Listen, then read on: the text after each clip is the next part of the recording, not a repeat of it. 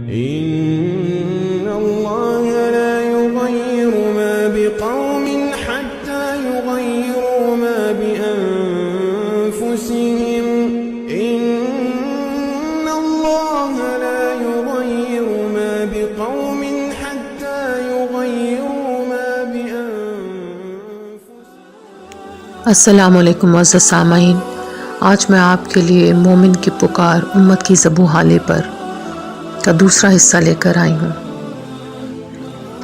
بسم اللہ الرحمن الرحیم۔ مسلمانوں کا بیشتر طبقہ دنیاوی علوم جو سمندر کی طرح ہیں اور کسی پہاڑ کی مانند ہیں کو حاصل کرنے میں مشغول ہو گیا ہے۔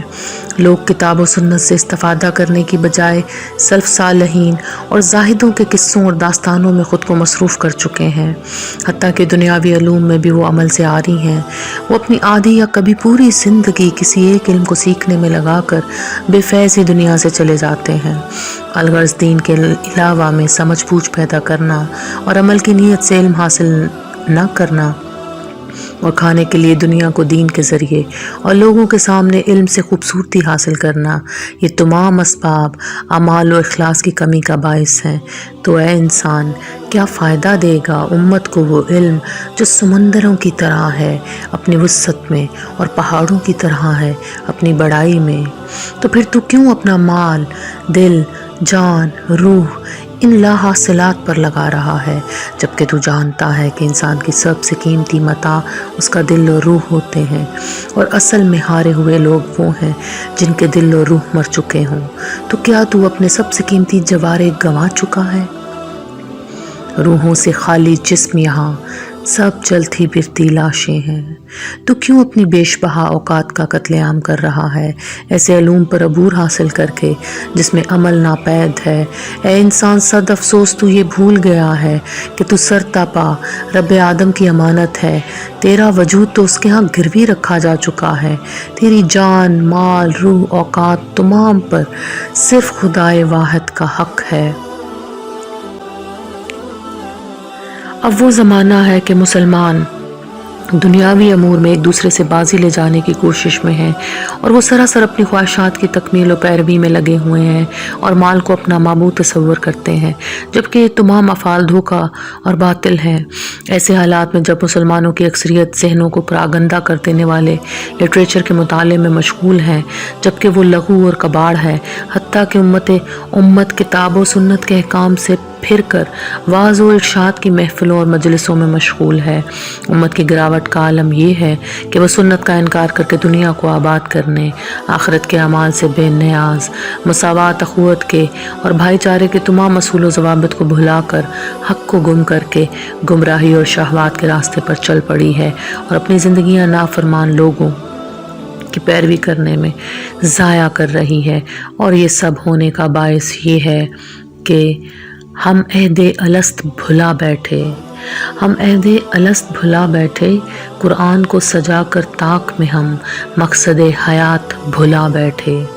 شرک کی دلدل میں دھنس کر توحید کا سبق بھلا بیٹھے، شہوات کے کیچڑ میں بہہ کر ہم تزکیہ نفس بھلا بیٹھے، اس خود غرضی کے عالم میں ہم اخوت کا درس بھلا بیٹھے، نگاہ بلند سخن دل نواز مسلم کی شان بھلا بیٹھے، بربریت کی بالا دستی میں ہم عدل کا علم گرا بیٹھے، اپنا کر اتوار نصارہ کے اپنی تہذیب بھلا بیٹھے، تقلید کی اندھی دوڑ میں ہم اپنی پہچان بھلا بیٹھے، بے معنی زیست کے صبح و شام دل دھوکے کے گھر میں لگا بیٹھے، یہود کے جال میں پھنس کر ہم دجال کے دامن میں جا بیٹھے، مال و زر کے لالچ میں ایمان اپنا ہم گنوا بیٹھے، صلہ رحمی کی توڑ کر حدیں تمام درد ملت کا ہم بھلا بیٹھے، پلیٹ میں رکھ کر اسلام کو ہم دین اپنا یوں بکوا بیٹھے،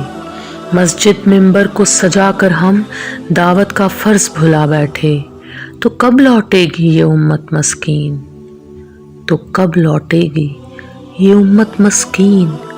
ہم تو عہد الست بھلا بیٹھے۔ اب دیکھنا یہ ہے کہ امت کی اس گراوٹ کو اور اس حالت کو کیسے بدلا جائے۔ بے شک علوم میں سب سے برتر اور قیمتی چیز کسی بھی مسلمان کی زندگی میں علم الہی کا حصول ہے، وہ چنا ہوا علم جو العلیم نے اپنے رسولوں اور نبیوں کو سکھا کر حکم دیا کہ لوگوں کو اس کی تعلیم دیں، اور انہوں نے من وان اس حکم کی تعمیل کی۔ اپنے رب کے دین کو زمین کے مشرقوں اور مغربوں تک پہنچانے کے لیے انہوں نے اپنی تمام متاع دل و جان بشمول مال و اوقات جس کے وہ مالک تھے لگا دیے، حتیٰ کہ اسلام نے اپنا جھنڈا پوری روئے زمین پر گاڑ دیا، اور لوگوں کے دلوں میں ایمان کی برکت اور پاکیزہ ہوائیں جو شدید تیز آندھی کی طرح تھی چل پڑیں، اور اللہ کی زمین پر توحید و ایمان اور اخلاق و اعمال کی حکومت قائم ہو گئی، اور اللہ کے دین میں لوگ چوک در چوک داخل ہونے لگے، اور اسلام زمین کے چاروں اطراف پھیل گیا۔ بے شک وہی حقیقی مومن ہیں جنہوں نے اپنے رب کی اطاعت میں، اس کی عبادت میں، اس کی طرف لوگوں کو بلانے میں اور اس کی شریعت کی تعلیم دینے میں اللہ کے بندوں کو اپنی زندگی اور روح کا نچوڑ انڈیل دیا،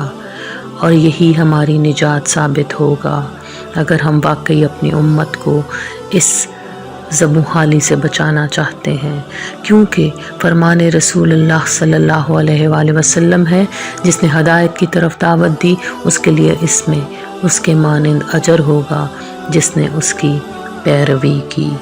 جزاک اللہ خیر۔